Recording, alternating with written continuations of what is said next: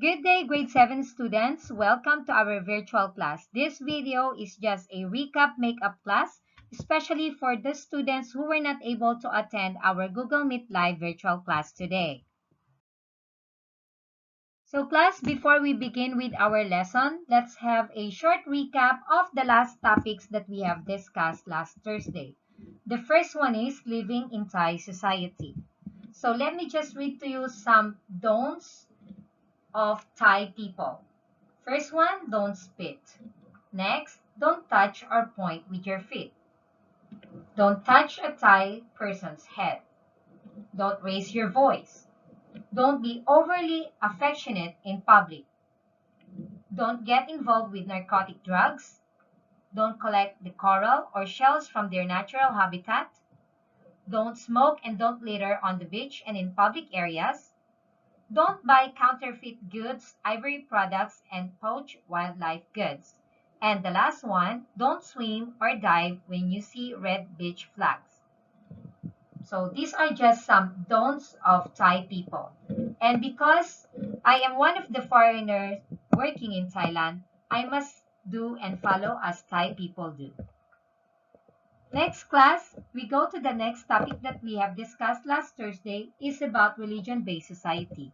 Take a look at this picture, class. These people are giving foods to the monk, and this happens every day because this is part of the Buddhist culture. That's why it's called religious-based society because the culture is based on the religion or belief of that particular nation. So class, our topic for today is about Christianity and Islam. And here are the words to learn that we will be encountering in our next slides. Please repeat and follow after me so you can still practice your reading skills and your speaking skills even if you're just at home. Are you ready now? Let's start reading. Number 1, Christianity. Number 2, Christians. Number 3, Islam. Number 4, Muslim. Number 5, belief. What is Christianity? World's largest religion with about 2.2 billion followers worldwide. So we all know that Christianity is the most followed religion in the world. Religion based on the life and teachings of Jesus Christ, who lived about 2,000 years ago. Followers of Christianity are called Christians. The second word, Christians. What is a Christian? Christian means follower of Christ. A disciple, not just a believer. Only disciples were called Christians. That was long time ago. But now, all the people who followed the teachings of Christianity are called Christians. The third word is Islam. What is Islam? Islam means surrender to the one God, Allah. Principles of Islam are conveyed through the Holy Quran, the sacred text for Muslims. So class, Islam is a religion and it's the second most followed religion in the world. It was founded in Saudi Arabia by the Prophet Muhammad. Next class, the fourth word is Muslim. Who is a Muslim? A person who believes in and consciously follows Islam is called a Muslim. So, the religion is called Islam. And a person who believes in and follows it is a Muslim. Muslims worship Allah and recognize Muhammad as the last prophet. So, Muslim class is a person who believes and follows the teachings of Islam. And they believe in one God, Allah. Now, the last word is belief.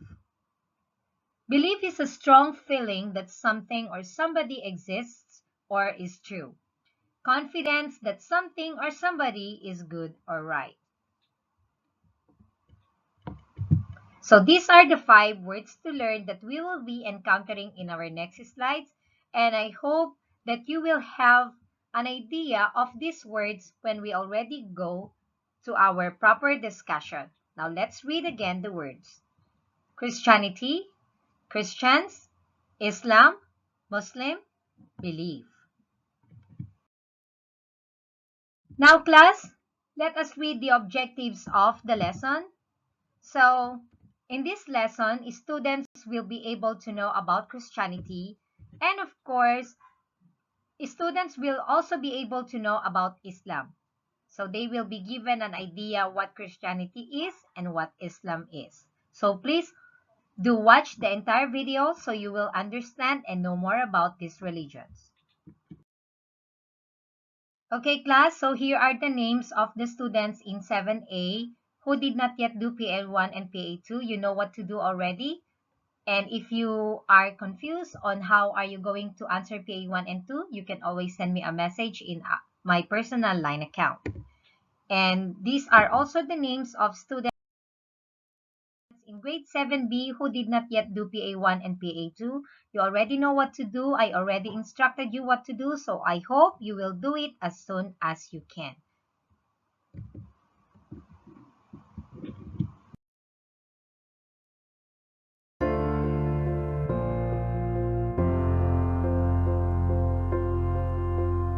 For many years, the ancient Jews were persecuted for their belief in one God, while most of the people in the world were polytheistic, which means they believed in many gods. The Jews believed that God would send someone to save them from suffering and persecution, a Messiah. It was around 30 AD that people began paying attention to a Jewish man named Jesus of Nazareth.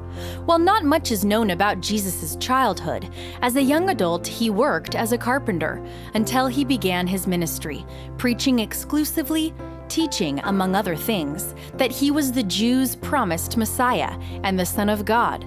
Some people believed him, while others rejected his claims. During his ministry, Jesus taught that people needed to believe in God and to ask forgiveness for their wrongdoings. He stressed the need to love all people. One of the most famous teachings was to love your neighbor as yourself. According to the Bible, Jesus performed several miracles, including healing the blind and even raising a man from the dead. Jesus often spoke about the kingdom of heaven and was sometimes referred to as King of the Jews, another title for the Messiah. However, this made Roman leaders angry and suspicious that Jesus and his followers were planning to revolt. His popularity and the crowds that accompanied him made Roman leaders label him a troublemaker.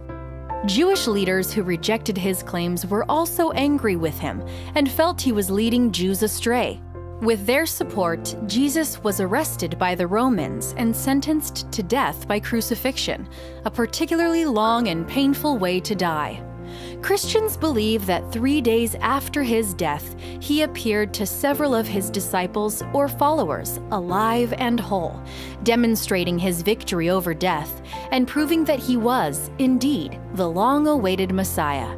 Jesus had chosen 12 disciples or apostles to help him in his work, and after his death their mission became to spread his teachings.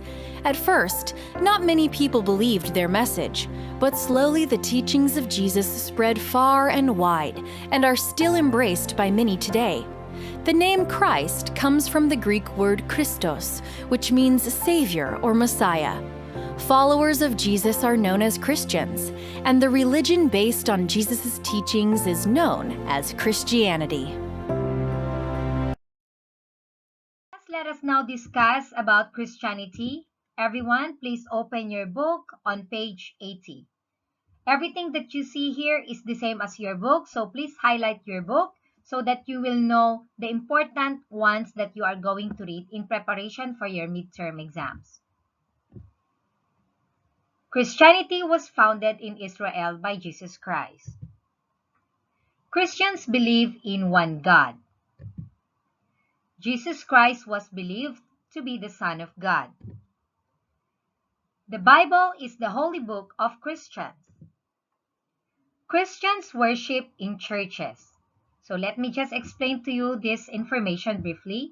So Christianity is a religion founded by Jesus Christ in the country of Israel. So this is Jesus Christ in the picture, class.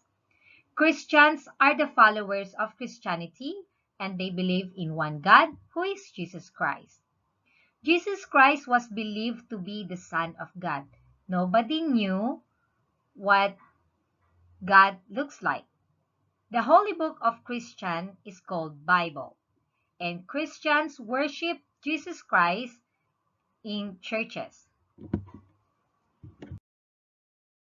Class, let's continue discussing and reading about Christianity. Christian cross is the religious object of Christianity. It represents Jesus Christ's crucifixion. As you can see in this cross, class, this is the image of Jesus Christ, or this is Jesus Christ that was crucified on the cross. Next, the image of Mary or Ave Maria, Mother of Jesus Christ, is another religious symbol of Christianity. So you can see this one, you know that it's already about Christianity. Next, the priest is a man who has been trained or studied to perform religious duties in a Catholic church. So not every man who is a Christian can be a priest. If you want to be a priest, then you have to study about the teachings of Christianity. Next, the head priest in Thailand is called a bishop. The leader of the worldwide Catholic Church is called the Pope, and this Pope is in Vatican City, the center of Christianity in the whole world. The following are my 5 favorite things about Muslim culture. 1. Eating on the floor with their hands. We're having a traditional meal in Nouakchott, Mauritania. This is as good as it gets. If you ever have a traditional Islamic meal, whether it be in a house or a restaurant, there will be no chairs or utensils. Eating with your hands really gives you a connection to the food you're eating, and I absolutely love it. It just makes so much more sense. 2. Tea time. Drinking a hot cup of sugary tea is a huge part of every Muslim culture. Every country prepares it differently, with their own traditions. In Lebanon, they use this as a teapot. In Turkey, they have these cups. In Iran, the tea looks like this. After every meal and throughout random times of the day, it's tea time. It's so sweet. 3. Family oriented. I've noticed that most Muslims are very close to their families and they really look after them. This is especially true for their parents and grandparents. Not a day goes by without their love and comfort. And if you become good friends with a Muslim, they will call you brother as if you're part of the family. 4. Unique mosques. Islamic architecture changes drastically from city to city and country to country. Mosques come in all shapes and sizes, usually with beautiful colors, neatly aligned tiles, soft rugs, and high open domes. The dead silence inside provides a warm feeling of peace and tranquility. 5. Open arms.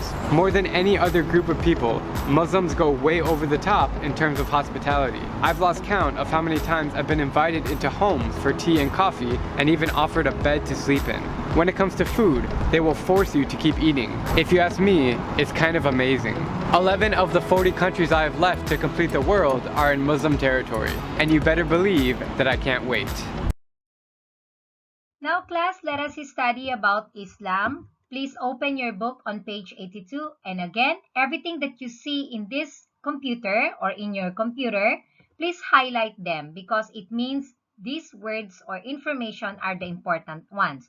If you did not see some word, it means I did not include them because they are not important. So let's read now. The religion of Islam was born in Saudi Arabia. Saudi Arabia is in Asia, class. Muhammad was the founder of Islam, and the founder of Christianity is Jesus Christ. The followers of Islam are called Muslims, so they are the people who believe the teachings of Islam.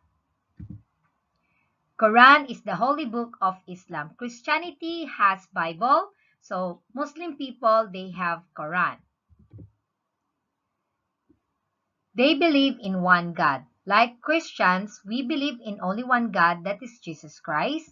And for Islam, they believe in one God, that is Allah. They believe that Muhammad was God's prophet. Class, let us continue about the religious places of Islam. Mosques are places of worship for Muslim people. And mosques are very beautiful and colorful building, class. You will be amazed when you see and look at them. They come to mosques for salah information, education, and to dispute settlement. Class, so Islam or Muslim people, believers of Islamic religion, go to mosque for Salah. Salah is a Muslim prayer for obtaining information, for educating themselves about Islamic religion, and for fixing their problems. Salah is a Muslim prayer, and Muslim people pray 5 times every day. Okay, class, let us now read the last part of Islam religion, religious objects and people of Islam. Kaaba in Mecca is the most sacred object in Islam. So this one is the Kaaba, class. It's in Mecca, Saudi Arabia, where the Hajj is demonstrated. So they said that all Muslims have to go to Mecca in Saudi Arabia to do the Hajj. But not all Muslims are capable of going to Saudi Arabia. So they can just worship on their own mosque, the nearest mosque they are located in. There are no priests or monks in Islam. Okay? Next. However, each mosque has an imam as a leader of the salah and other religious ceremonies. So every mosque you go visit, there is always a leader, and this leader is called the imam. Next class, our activity for today, July 19.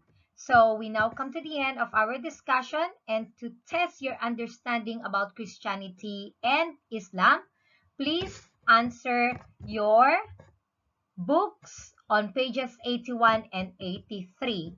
And please remember to take a picture of your social studies book, page 81 and 83, after answering the activity, and upload it on the social studies album I created in your line group.